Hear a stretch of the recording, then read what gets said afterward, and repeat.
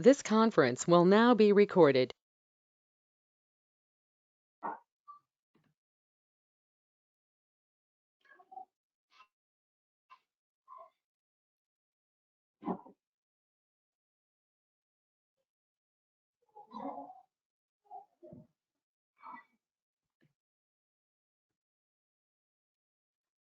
So good evening.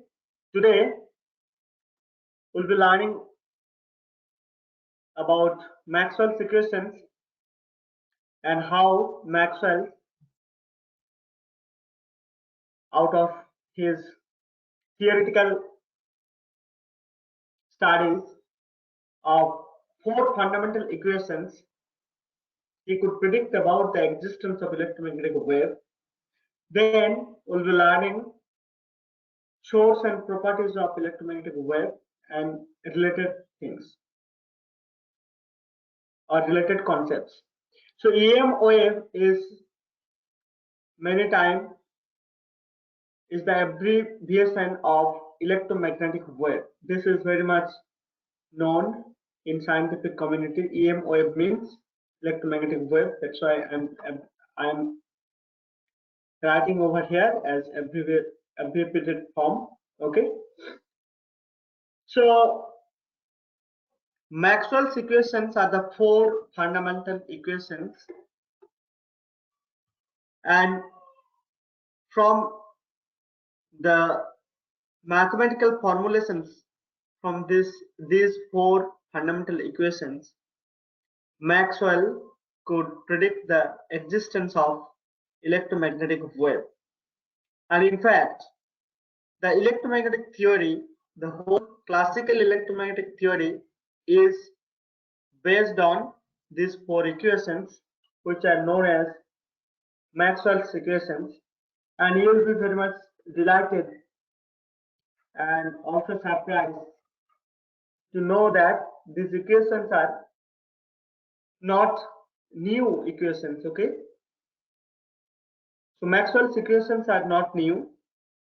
Those are the equations we have already learned in the previous sections, and one modification of the equations we have learned from this chapter. So Maxwell's equations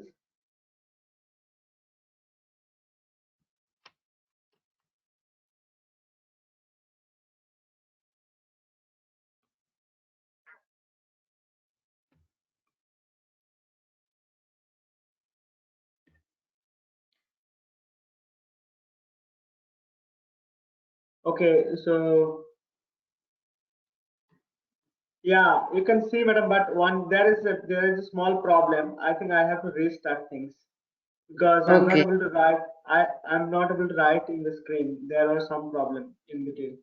I'll just restart this. Okay, just a minute, madam. This conference will now be recorded.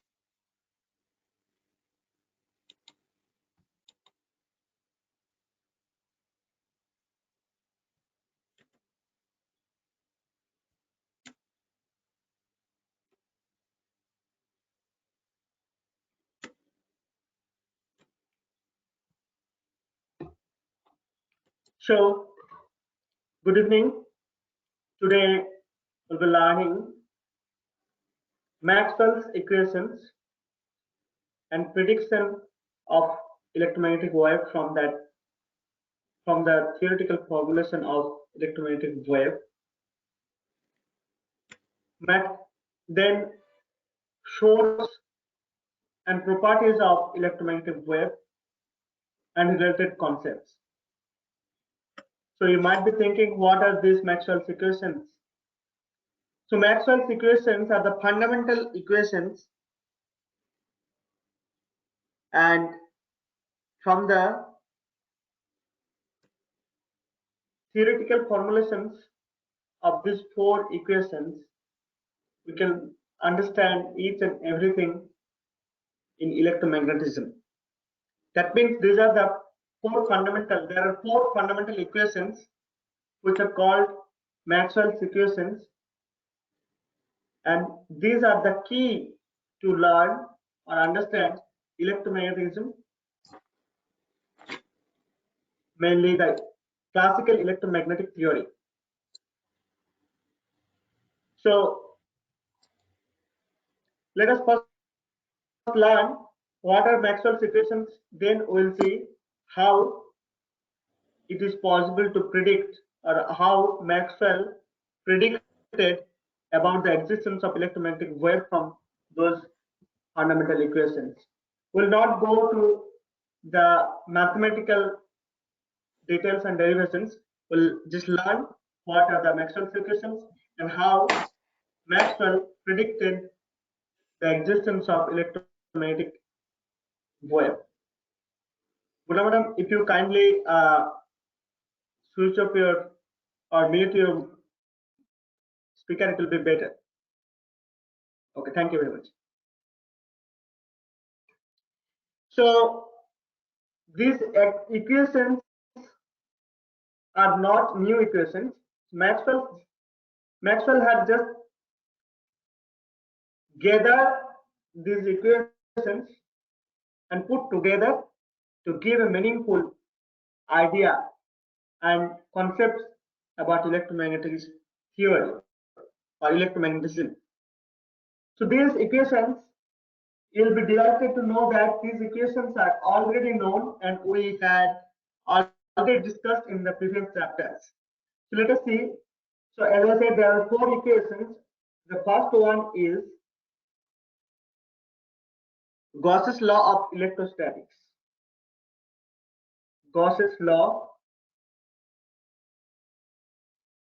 of electrostatics. We have learned in the very first chapter about this law. Okay, if you don't remember, let me write the mathematical formulation or the mathematical form of this equation. See this, the flux, electric flux through a closed surface. This is called closed line integral or surface integral, I should say.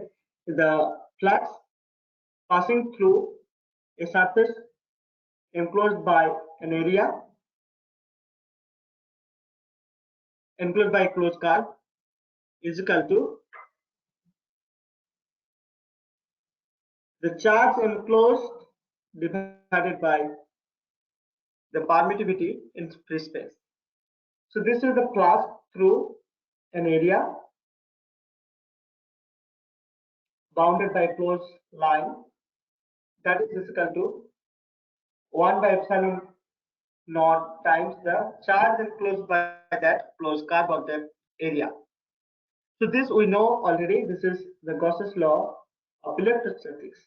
Now you might be thinking, what is this leading to the electromagnetic wave, or how is this equation is helping you to learn electromagnetic theory or electromagnetic wave? See, there are 2 important consequences of this equation, this particular equation. What is that? What are those? One is that for an insulated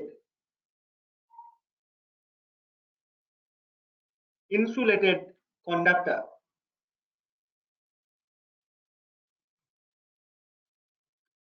charges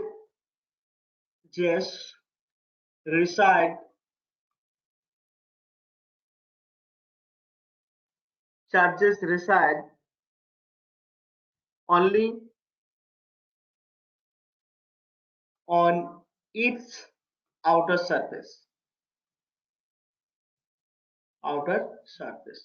This is the first consequence which is necessary to understand electromagnetism. And another point is the electrostatic forces between 2 charges is inversely proportional to the square of the distance between them. Okay, so this is another important corollary from this Gauss's law of electrostatics, that force is forces force between two charges. So 1 to 2, you can say, if I have two charges, then it is inversely proportional to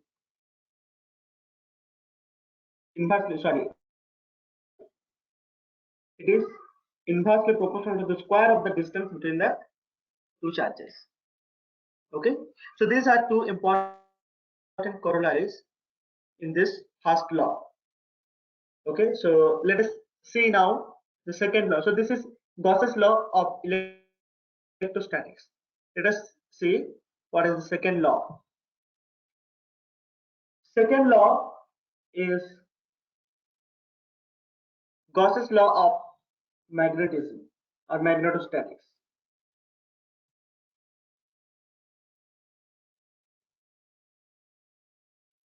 So this also we have learned.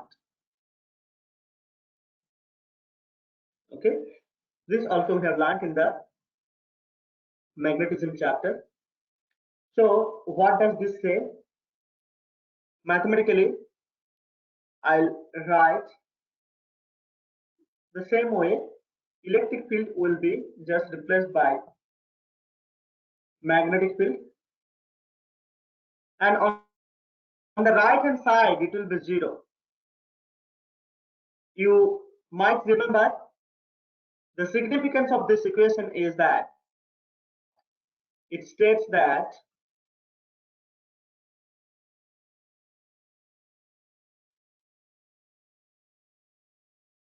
no magnetic monopole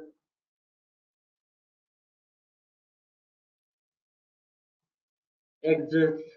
Okay, so there will be no magnetic monopole. What does this mean?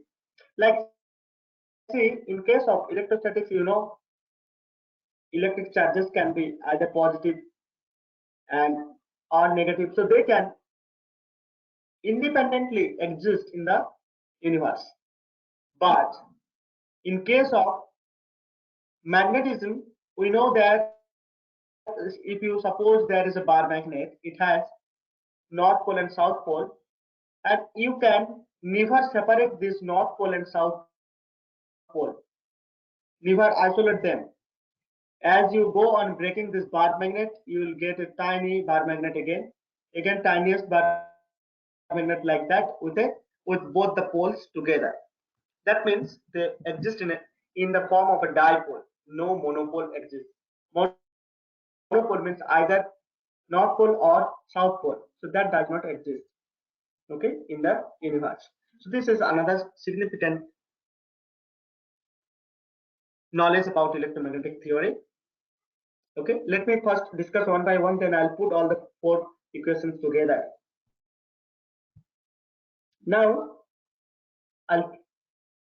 we'll see the third equation. So this is also known to us. This equation is Faraday's law of induction, electromagnetic induction. Faraday's law of electromagnetic induction, okay, EM induction. You might be remembering this because recently you have learned this.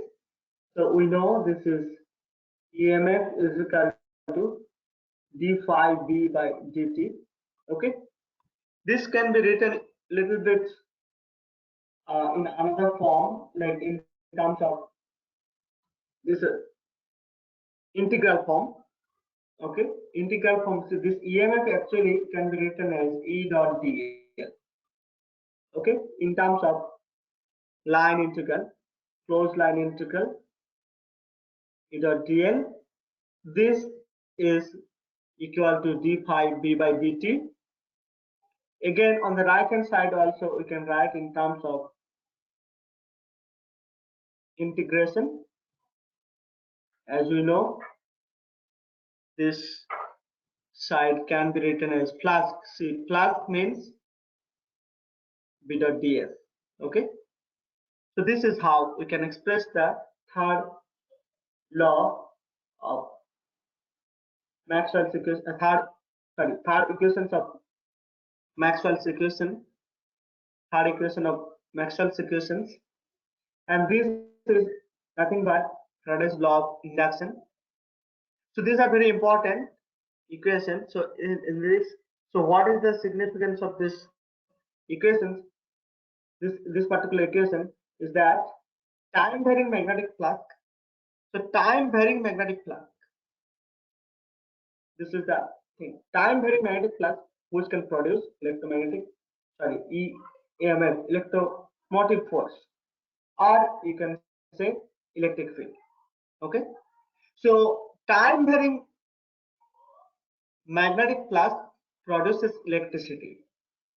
So this is the significance of this equation. I'll put together all the four equations and then you'll see the beauty of this Maxwell's equations, which will tell you about the existence of electromagnetic wave. Okay, so now let us see what is the fourth equation. So the fourth equation is the modified Ampere's law, which we have learned in the very first lecture in this chapter. Modified Ampere's law. So what is this modified Ampere's law? Let us write the mathematical form. Okay, Ampere's law, at least we know what is Ampere's law.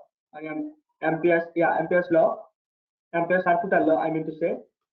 This is B dot dl is equal to mu 0 I, but this I is not the, so this is not only the conduction current, this is combination of conduction current plus mu 0 id. You might be remembering this id means displacement current, which was given by, this modification was given by Maxwell. Okay, this is called Maxwell's correction. This is called Maxwell's correction. Okay, so if you write this, you just take in a bracket this, and this id is given by this epsilon 0 d phi e. Time varying electric flux can produce a current, which in turn can produce a magnetic field. So here this is the field, and these are the sources of the field. Okay, conduction current as well as the displacement current. So this is conduction current IC. Conduction current means current due to the flow of electronic charges or any other charge carriers. And displacement current means it is produced due to the time varying electric flux. Okay, so which I can write this d phi e by dt. This we have already discussed. Okay, so all these four equations you know very well. Okay, these are not new equations, but these four equations are the basis of electromagnetic theory, basically the classical electromagnetic theory. So in detail you will learn again when you go in your higher classes. Now what we'll do, we'll just put together all these four equations in the same transparency and see which equation is telling what and how we get the inference for predicting the existence of electromagnetic wave. So first equation one, Gauss's law of electrostatic. This is Q by epsilon 0. So you can see here, this is electric field. This is static electric field. Okay, this is total thing is flux. Anyway, static electric flux is produced by a static charge. So what is this saying? That static electric flux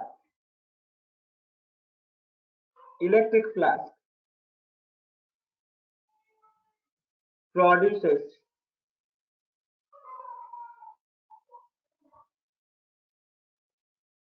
Okay, static electric flux is produced by is produced by is produced by a static charge. Static charge. So this is the first inference. Then second thing is that B dot ds. Okay, these are the surface integral. This is zero, which means that no monopole exists.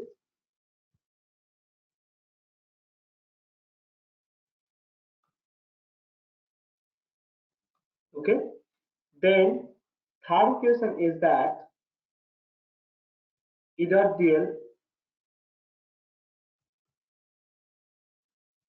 is equal to minus d phi b by dt. I'll write like this only. So you can see that the varying magnetic flux, here it is saying that varying magnetic flux,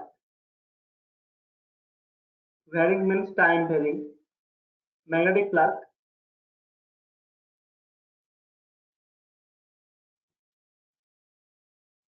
produces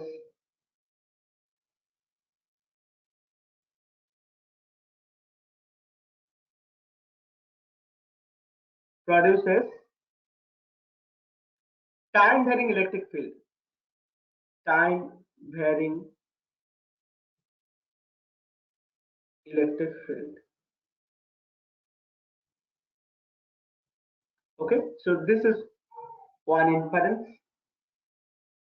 So this is one, this is another one, and the fourth one is giving you the complete idea about this time varying, how time varying electric field can produce.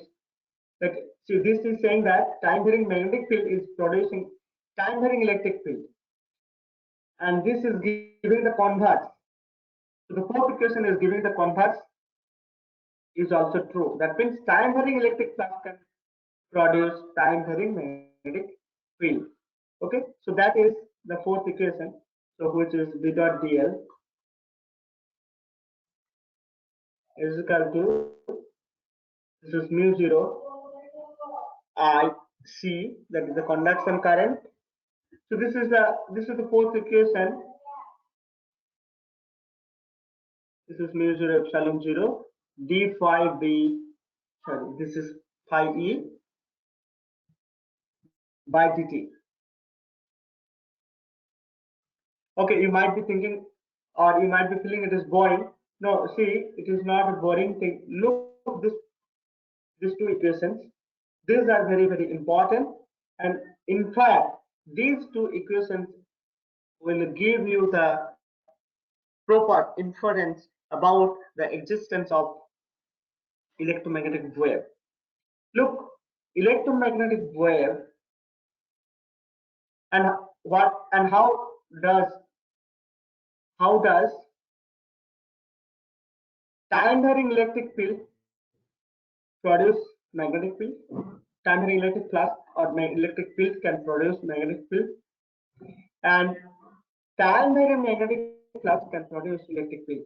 And these two will actually these two phenomena will happen interchangeably, okay, or alternately. Once this time varying magnetic flux will produce time varying electric flux or electric field, and in turn time varying electric field will produce time varying magnetic field. Okay, so this is how electromagnetic wave is produced. So a time varying magnetic field is the source for time varying electric field. Okay, so from these four equations, these last two equations with what these two equations are saying. In fact, these equations are also important to do the mathematical formulation, but these two equations are actually giving you, or these two equations, from these two equations only, Maxwell would predict about the existence and the production of electromagnetic wave in the nature. So, what is the source, or what is the inference from this Maxwell's equation? That time varying magnetic field or magnetic flask, I'll say. Okay, let us say field itself. Time varying magnetic field is the source for time varying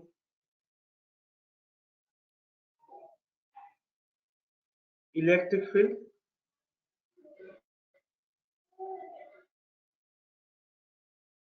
Okay, electric field, and the reverse is time varying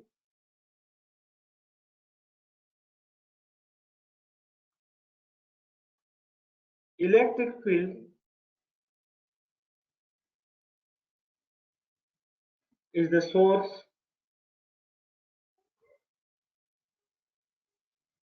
for time varying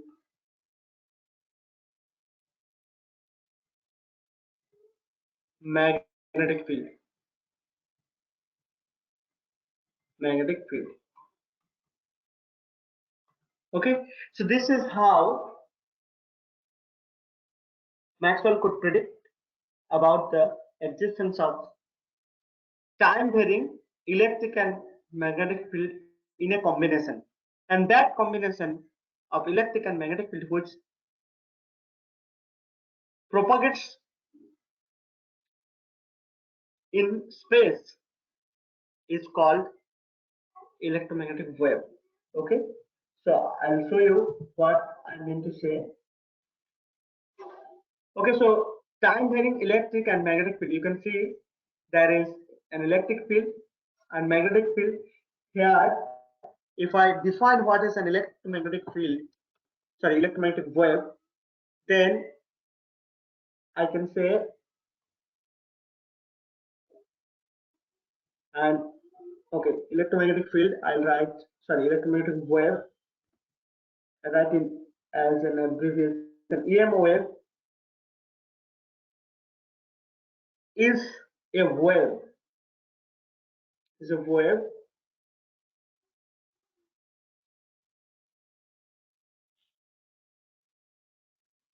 which is a combination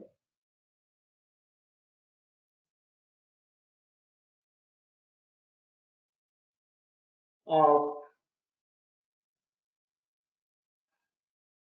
time varying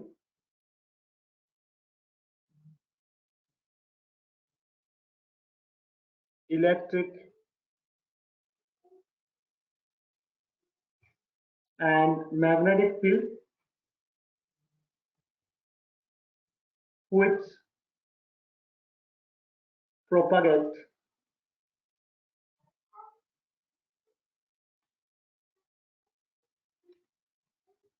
which can propagate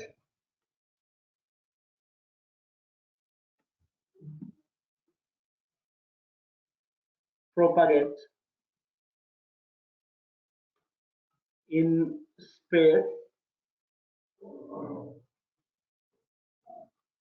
without a medium. Okay, without a medium. We'll learn about the properties of this electromagnetic wave in the next, and also source of electromagnetic wave.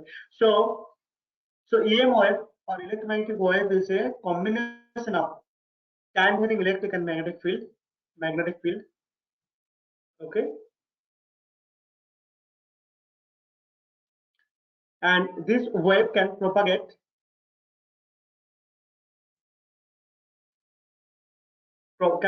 in space without a medium.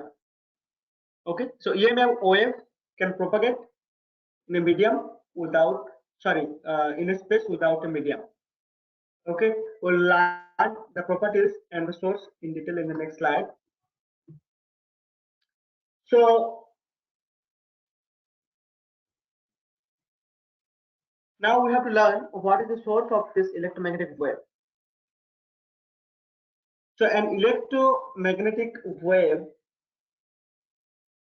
so the source is actually, source for an electromagnetic wave is an accelerated charge particle.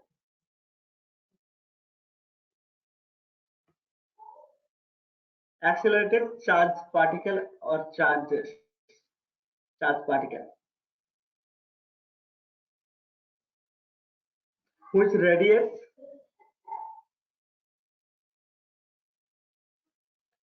EM wave.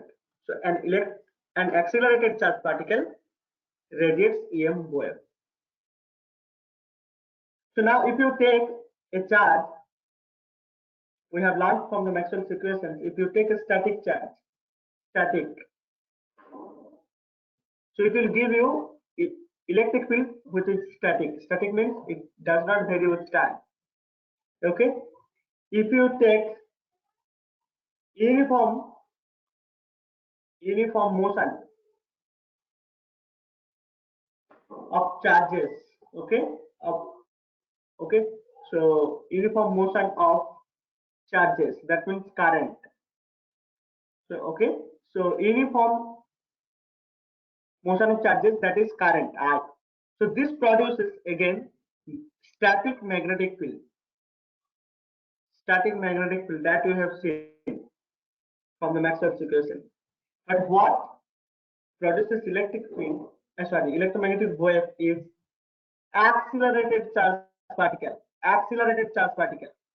So in reality, if you take a charge and if it is oscillating harmonically, if you take a charge which can oscillate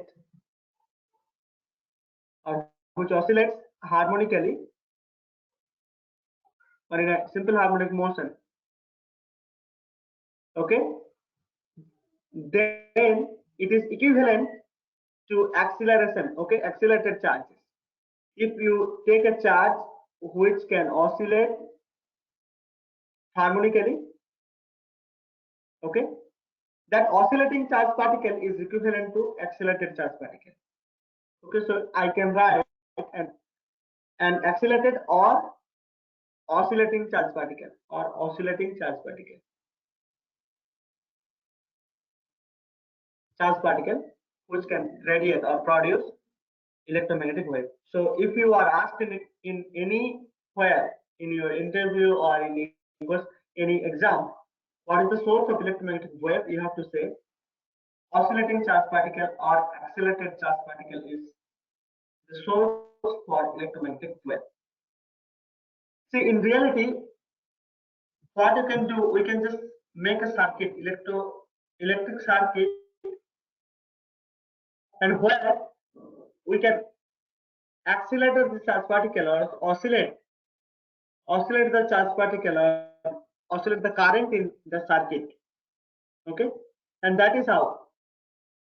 If you take at least, if you just take LC, L and C, they are the current and charge, both charge and current, they oscillate. Okay, this is C and L. So LC, we have already learned in AC circuit, AC chapter. So if you take LC circuit, okay, they are charged, both charges and current, they oscillate. So this kind of circuits are used in producing electromagnetic waves such as radio wave. Radio wave is low frequency wave, okay, low frequency wave. And high frequency wave we cannot produce by such kind of electric circuits, because let's say 10 to the power 4 hertz oscillating frequency, we have high frequency waves, okay, electromagnetic wave. But in our modern technology, it can produce up to 10 to the power 11 hertz, so which is not near to this. So we cannot produce the high frequency by simple electric circuit. Okay. Anyway, so we have learned what is the source for electromagnetic wave. I'll write in short here. So that is accelerated charge particle, accelerated charge particle, or oscillating charge particle. And we'll see the properties, few properties about this electromagnetic wave.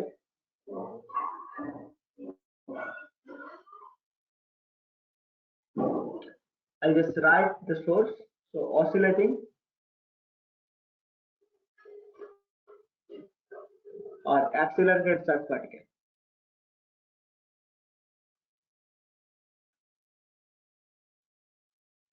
This is the source for electromagnetic wave. Now we'll learn what are the properties. There are many properties. Okay, there are many properties and interesting properties. These properties, if you know, then you'll be able to answer many questions asked from electromagnetic theory. Okay, so we'll learn what are the properties one by one. So electromagnetic wave. See, first property is related to the source itself. So electromagnetic wave, EM wave, waves are produced by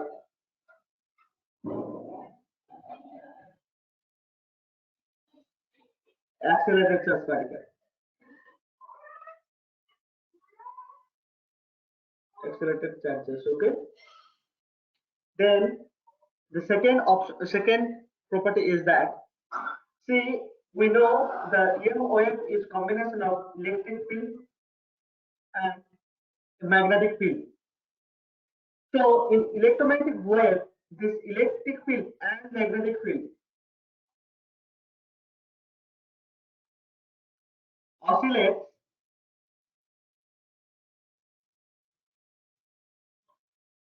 in a direction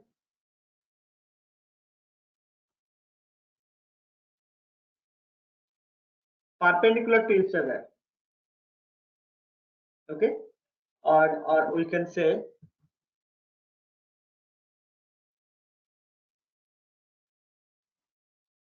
electric and magnetic fields E and B are perpendicular to each other.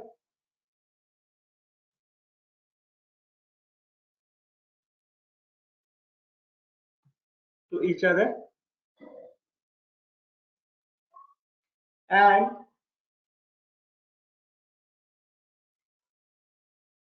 they are perpendicular to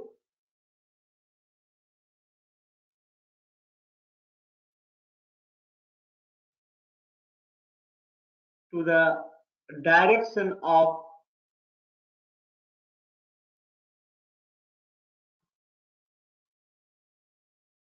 propagation of the wave.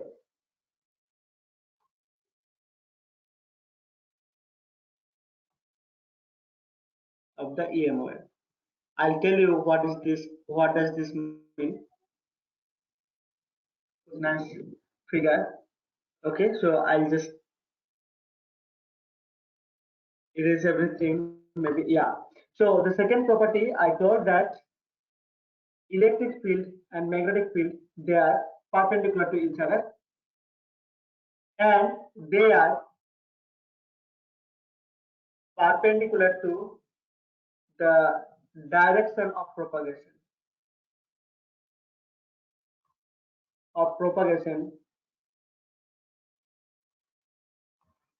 of EM wave. Okay. See, what does that mean? Suppose you have electric field which is oscillating in the x direction, so which you can see from here, and the magnetic field which is oscillating in the along the y-axis direction of xy z Cartesian coordinate system. So this is E, here in this direction B. So you can see this is y direction, this is x direction, sorry, this is x direction, This is y direction and this is z direction, suppose.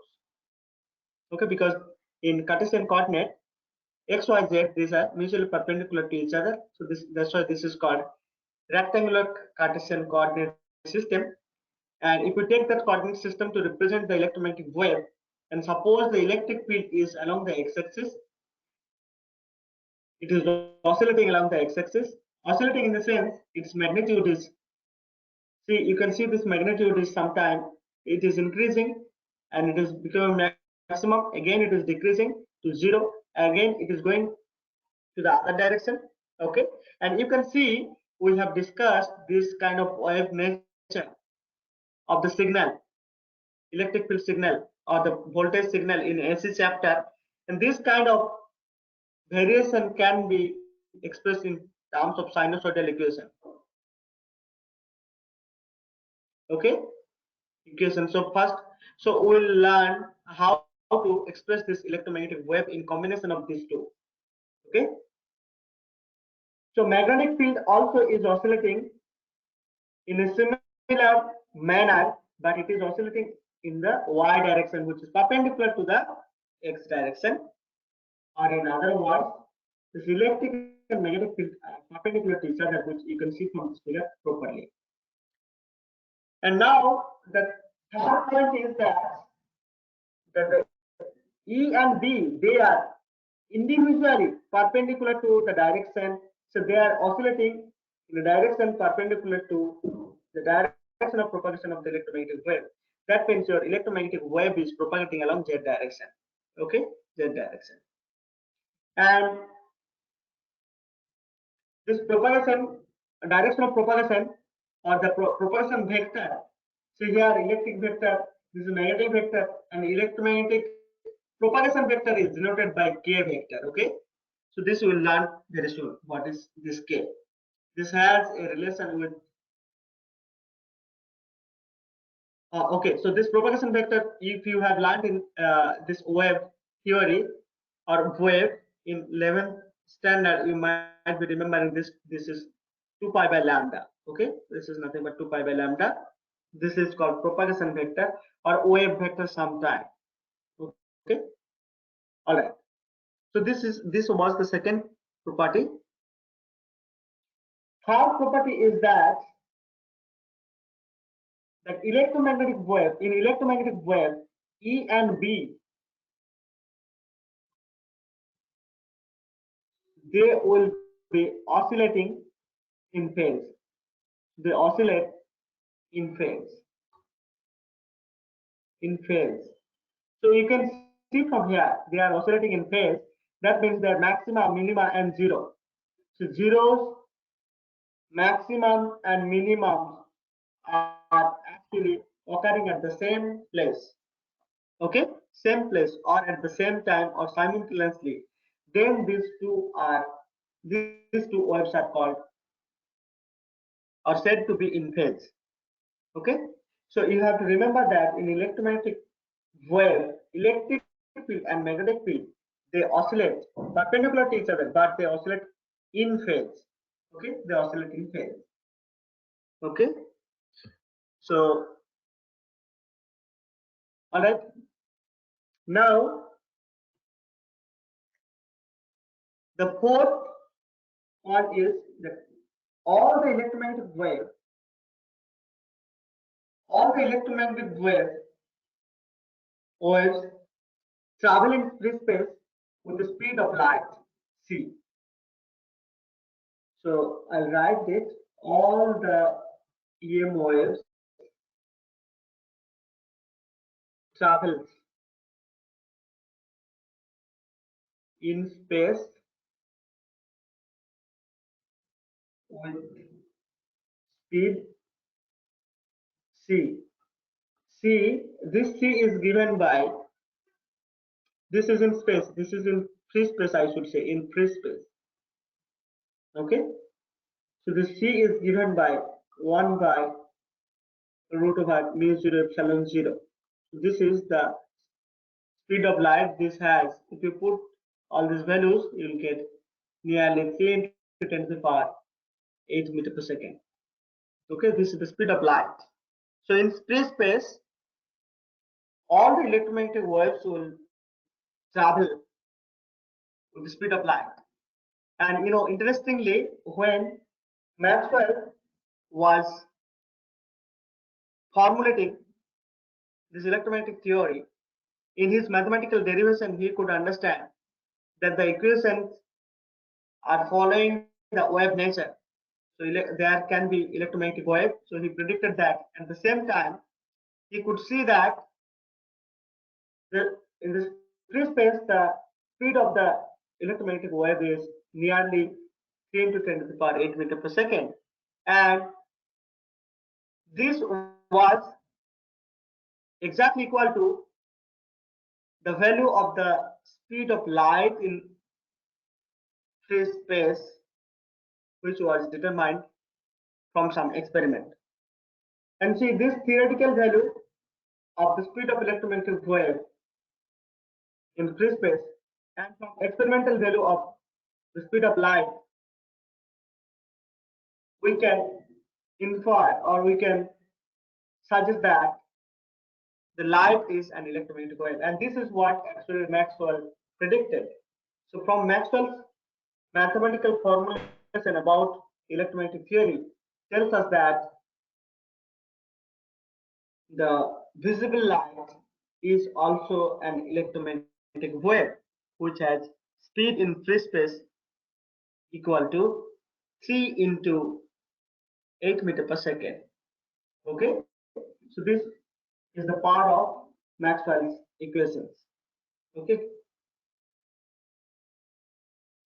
now if I say what about the speed of the electromagnetic wave in medium, then it will not be obviously C. You have to write this as 1 by mu epsilon. This is the permeability of a medium, and this is the permittivity inside the medium. So this can be again written as mu 0 mu r.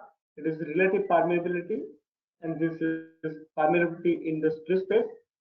And similarly, this is permittivity in free space, and this is relative permittivity of the medium. Then you look this, you get a C 1 by mu 0 epsilon under root mu 0 and epsilon 0. This will give you C and divided by mu r epsilon r epsilon r. Okay, this will give you an interesting quantity C. So give C by V, we know what does this mean. So this we have learned from previous classes and etc. that this will give you, okay, so this can be written as C by N. N is actually refractive index of the medium. Okay, with respect to the free space. Okay, so this is called refractive index. So you have got a relation between the speed of light in free space and speed of not light, even this is any electromagnetic wave. So this is refractive index of the medium.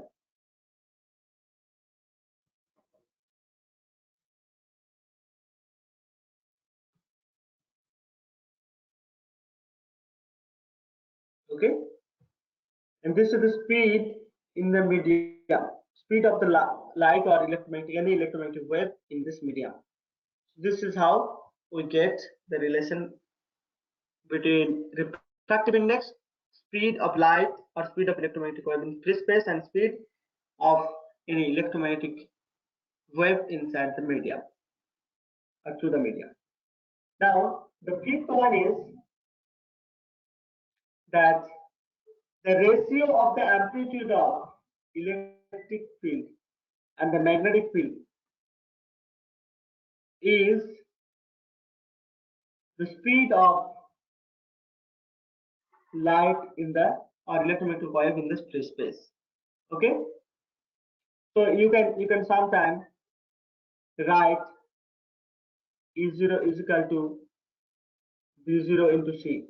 So this is also an important formula or result which you have to remember to solve numerical problem. Okay.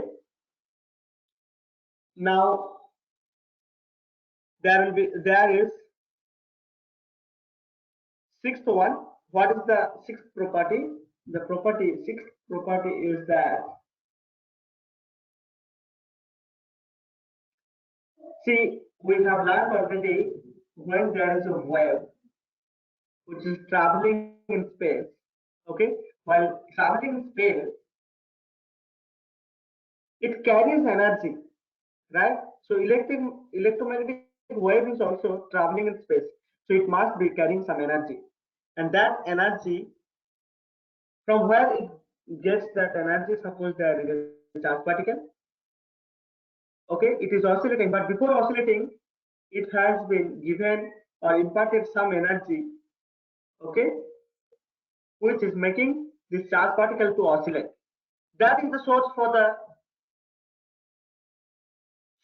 the energy of the electromagnetic wave, okay, and the total energy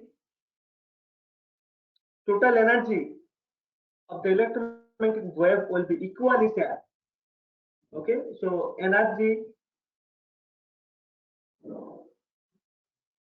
of the EM wave is equally shared by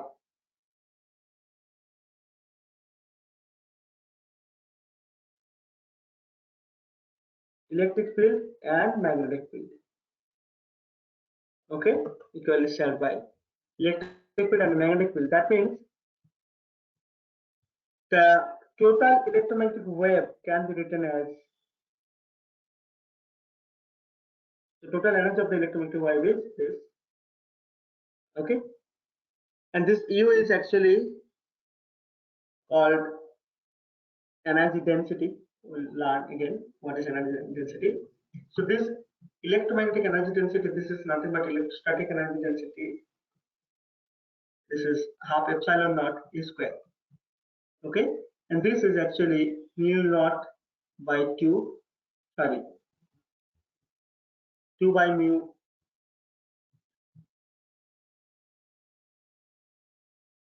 so 1 by 2 mu naught B naught square, okay, if I take the amplitude, okay, amplitudes. So this is the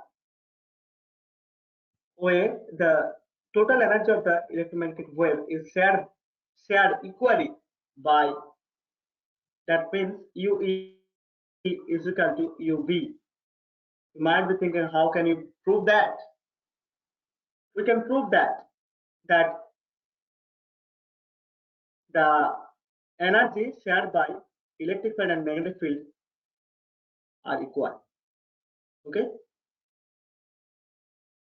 Electric and magnetic field, they share equal energy of the total electromagnetic wave. So that means this UE is equal to UV. So this you can show, you can prove it. How? We can start with UE. Let us see. You can prove it. How we can prove? Half epsilon naught is 0 square. Okay. All right. And see, we have learned just few minutes back in the fifth. This E0, fifth property, E0 by D0 is equal to C. Okay. So I can just put this value. Okay. In place of E, I'll write in terms of, so E0 I'll be writing in terms of B0 into C. So if I write that, I'll write half epsilon naught. So B0 square, obviously C square and B0 square. Okay, if you write this, look, C square means 1 by mu naught and epsilon naught.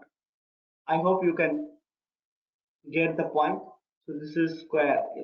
Obviously, this is square. Oh no, sorry, not square. This is, again, you have epsilon naught here, and B0 square we have already got. So this epsilon naught you can strike out. What you get is B0 square by 2 mu naught. So which is nothing but this one. Okay. So UB. So you can start from 1. you can go to the other. If you know this conversion formula, okay, which we already know from the properties of electromagnetic wave. Okay, so what we have learned this point, that electromagnetic waves, while passing or propagating in a space, carries carries an energy, and the total energy of the electromagnetic wave is shared equally by these two fields, electric field and magnetic field. Okay. Now, electromagnetic wave, since it is a wave, so EM wave obey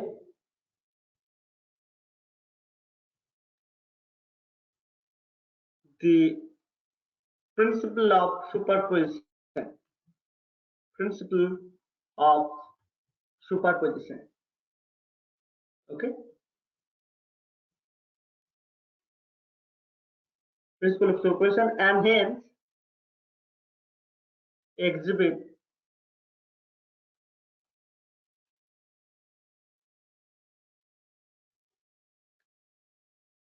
interference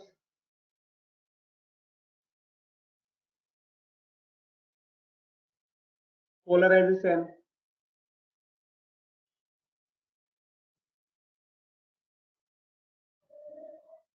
diffraction and also reflection and refraction, etc. Okay, these are the properties. So these are the properties we can see in case of light, and light is a part of electromagnetic wave, whole electromagnetic spectrum. It is a part of whole electromagnetic spectrum. So this EM wave exhibits this interference, polarization, diffraction, reflection, diffraction, etc. because it follows or obey principle of superposition. Okay. Now we have seen that electromagnetic wave carries the energy, and when it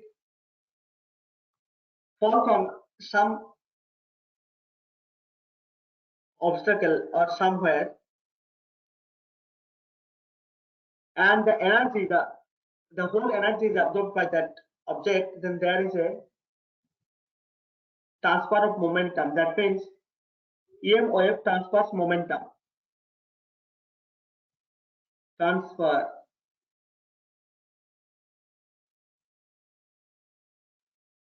a linear momentum.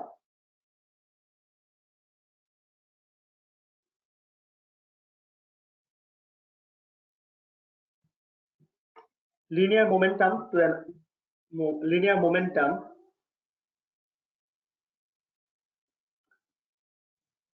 to the surface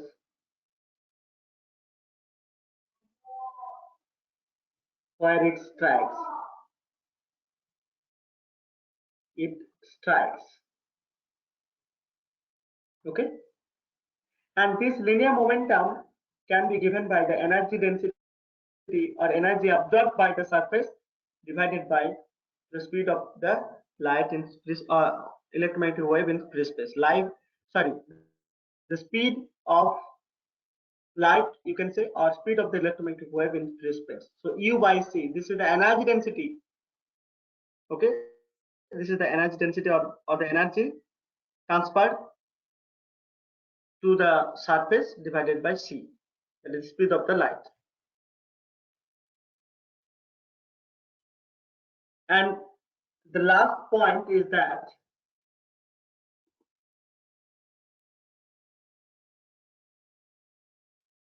electromagnetic wave is a combination of E and B, that is the electric field and magnetic field.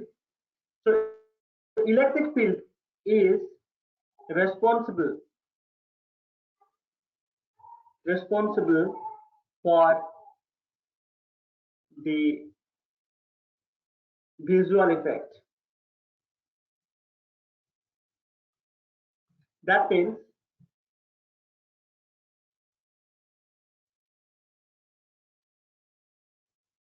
visual or optical effects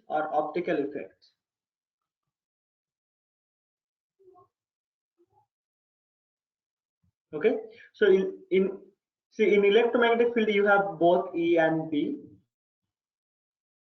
but this electric field is responsible for optical effects.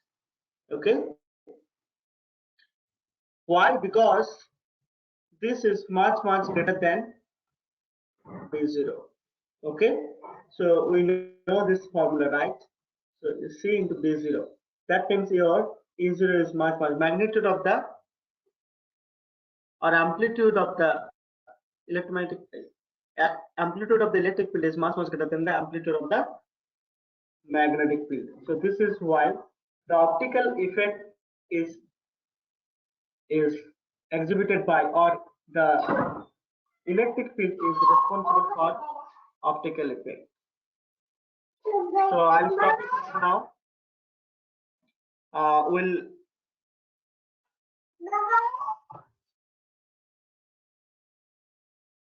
again learn the rest of the part in another class on Sunday. Mainly we'll be discussing in the future class about the detection of the electromagnetic wave and the spectrum available, or the electromagnetic spectrum we'll be discussing. So this is all for today. So we have learned today what is the Maxwell situation and how it was possible for Maxwell to predict about the existence of electromagnetic wave, and what is the source of the electromagnetic wave and various properties of electromagnetic wave. One more important property I have forgotten. Let me just tell you that electromagnetic wave, since it is combination of electric and magnetic field, so electromagnetic wave will be deflected by electric and magnetic field both. Deflected or affected, you can say, deflected by both electric field and magnetic field. Okay, so EM wave, since it is constituted by electric and magnetic field, so if you give external electric and magnetic field, then this can affect the wave or deflect the wave. That's why there are many experiments with electric and magnetic field with light, etc. Okay, so you'll be learning in your future career if you go with physics. Okay, so light matter interactions, etc. There are many things like that. Okay, so yeah, we'll stop it here. We'll meet again on Sunday with the rest of the part of electromagnetic wave chapter. Okay, so bye for today.